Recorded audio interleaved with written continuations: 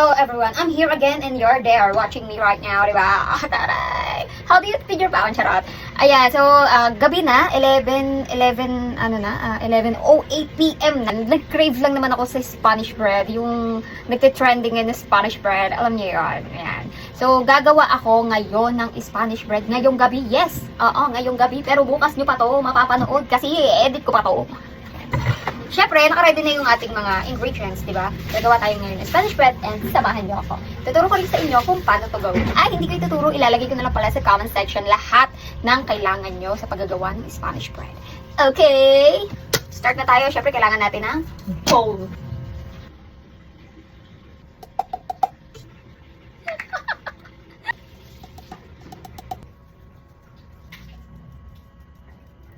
Three tablespoons ng white sugar. So, okay, next natin yung yeast. Yeast, boy.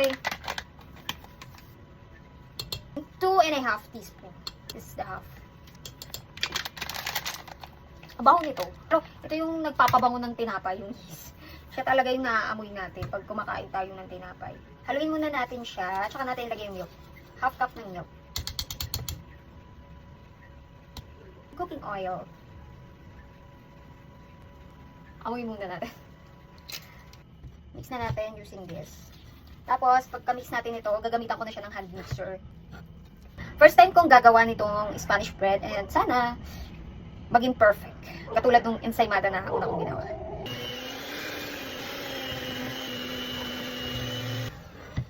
I think okay na. Check natin. Ito mag-check kung okay na yung bread. Ayan. Pag hindi na siya napupunit. Ayan. Ayan, dito ka na rin siya paaalsahin. Nilagyan lang natin siya ng oil. Ayan. Tapos, antayin natin siya umalsa. Okay, habang hinihintay natin na umalsa ang ating tinapay, gawa na tayo ng fillings. Ayan ang fillings po. Filling. Gawa na tayo ng filling. Yung pinapalaman dun sa Spanish bread.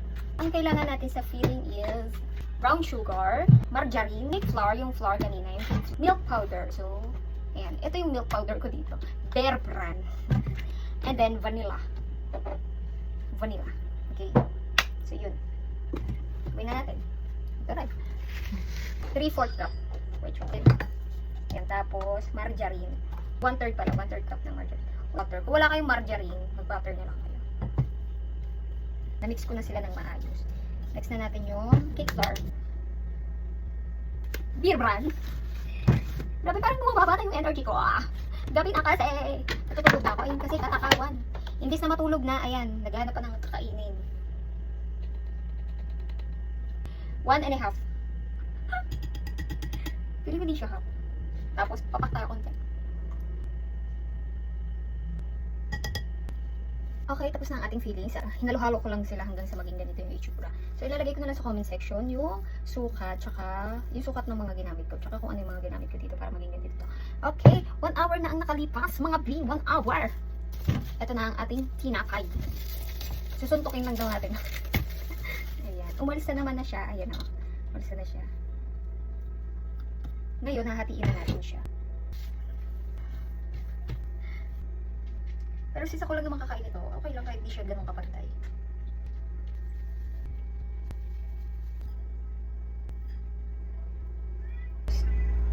Base sa aking mga napanood, ganito yun.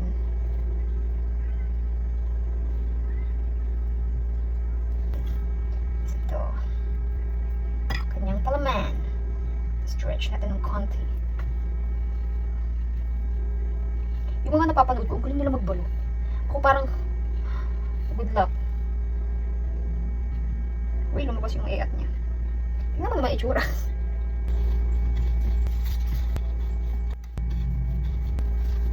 Ito yung pinapagpag sa tinapay. Dumi ng tinapay. Ito yung breadcrumbs. Yung mga nakikita kong galing nila magbalot. Yung sa akin mukhang iat. Nakapagras na ang ating tinapay. So, isasalang na po natin siya sa preheated oven. 180 ang init niya, 180 degrees Celsius for 20 minutes. A few moments later.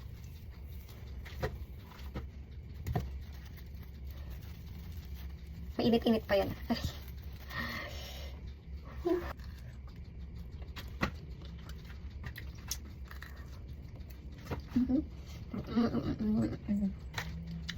Ang sarap. Basic lang, tapos ang sarap. Kung gusto nyo gawin to sa bahay nyo, gawin nyo na.